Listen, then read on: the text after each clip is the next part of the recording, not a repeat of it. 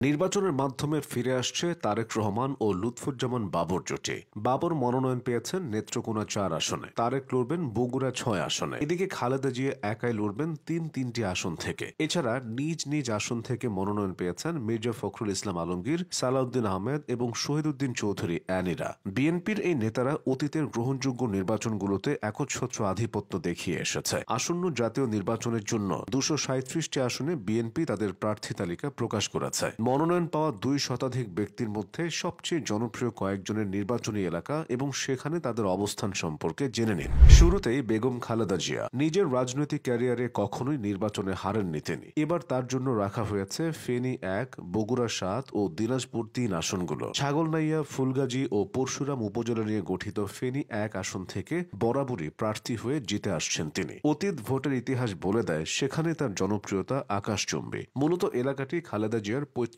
নিবাস, যদিও তার পরিবার পরে দিনাজপুরে স্থায়ী হয় আর তার জন্ম দিনাজপুরেই। দিনাজপুর সদর উপজেলা নিয়ে গঠিত দিনাজপুর ৩ আসনে খালেদা জিয়া আগে কখনো প্রার্থী হননি, তবে এবার হয়েছেন। বিএনপির প্রতিষ্ঠাতা জিয়াউর রহমানের বাড়ি গাবতলী উপজেলা নিয়ে গঠিত বগুড়া ৭ আসনেও বরাবর প্রার্থী হয়ে আসছেন খালেদা জিয়া। ১৯৯১ থেকে ২০০৮ পর্যন্ত প্রতিটি নির্বাচনে প্রার্থী হয়ে জিতেছেন তিনি। তবে তিনি ছেড়ে দিলে উপনির্বাচনে ৩বার জয়ী হন বিএনপির স্থানীয় নেতা হেলালুজ্জামান তালুকদার লালু। একবার উপনির্বাচনে প্রার্থী করে জিতিয়ে আনা হয় কেন্দ্রীয় নেতা মওদুদ আহমদকে। আসা যাক তারেক রহমান প্রসঙ্গে। বাবা মায়ের পথ ধরে রাজনীতিতে নামা তারেক রহমান এবারই প্রথম ভোটের লড়াইয়ে নামছেন। তিনি প্রার্থী হচ্ছেন বগুড়া ৬ আসনে। এই আসনটি বিএনপির দুর্গ হিসেবে পরিচিত। এদিকে তারেক রহমানের ঘনিষ্ঠ হিসেবে পরিচিত সাবেক স্বরাষ্ট্র প্রতিমন্ত্রী লুৎফুজ্জামান বাবর বিএনপির মনোনয়ন পেয়েছেন নেত্রকোনা ৪ আসনে। এই আসন থেকে ১৯৯১ সালে বাবর প্রথমবারের মতো সাংসদ নির্বাচিত হন। প্রথমবার সাংসদ হয়ে তিনি বিভিন্ন কৌশলে দলের আস্থা অর্জন করে নিয়েছিলেন।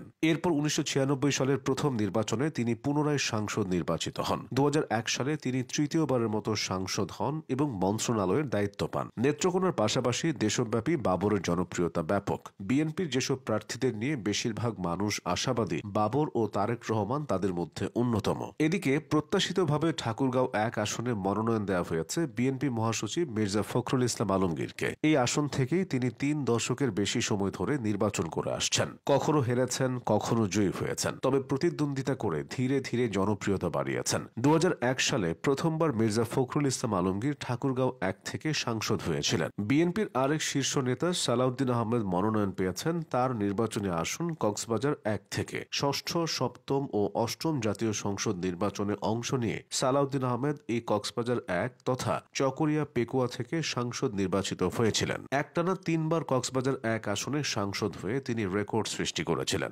সালাউদ্দিন আহমেদ একমাত্র রাজনীতিবিদ যিনি স্বাধীনতাত্তর কক্সবাজার জেলা থেকে সর্বপ্রথম মন্ত্রী হয়েছিলেন। এদিকে বিএনপির যুগ্ম মহাসচিব হিসেবে দায়িত্ব পালন করা শহীদুদ্দিন চৌধুরী অ্যানিকে লক্ষ্মীপুর ৩ আসন থেকে মনোনয়ন দেওয়া হয়েছে। অ্যানি অতীতে এই আসন থেকে সংসদ নির্বাচনে বাজিমাত করেছিলেন। ২০০১ সালে প্রথমবার এই আসন থেকে সংসদ নির্বাচনে অংশ নিয়ে বিপুল ভোটে জয়ী হয়েছিলেন। এরপর ২০০৮-এ বিএনপির ভরাডুবি হলেও তিনি পুনরায় এমপি হয়েছিলেন। বিএনপির যেসব বর্ষিয়ার নেতা এবার মনোনয়ন পেয়েছেন তাদের মধ্যে অন্যতম মির্জা আব্বাস। তিনি লড়বেন ঢাকা ৮ আসন থেকে। যদিও এই আসনে নয়, তিনি যে ৩বার সাংসদ হয়েছিলেন ৩বারই লড়েছিলেন ঢাকা ৬ আসন থেকে। বিএনপির আরেক গুরুত্বপূর্ণ নেতা আমির খসরু মাহমুদ চৌধুরী, তাকে মনোনয়ন দেওয়া হয়েছে চট্টগ্রাম ১০ আসন থেকে। এই আসনে একটা সময় তিনি পরপর ৩বার সাংসদ হয়েছিলেন। এছাড়া একবার উপনির্বাচনেও জয়ী হয়েছিলেন। অন্যান্য আসনে যাই হোক, গুরুত্বপূর্ণ এই আসনগুলোতে পরিচিত এই ব্যক্তিরা আবারও বাজিমাত করতে পারেন।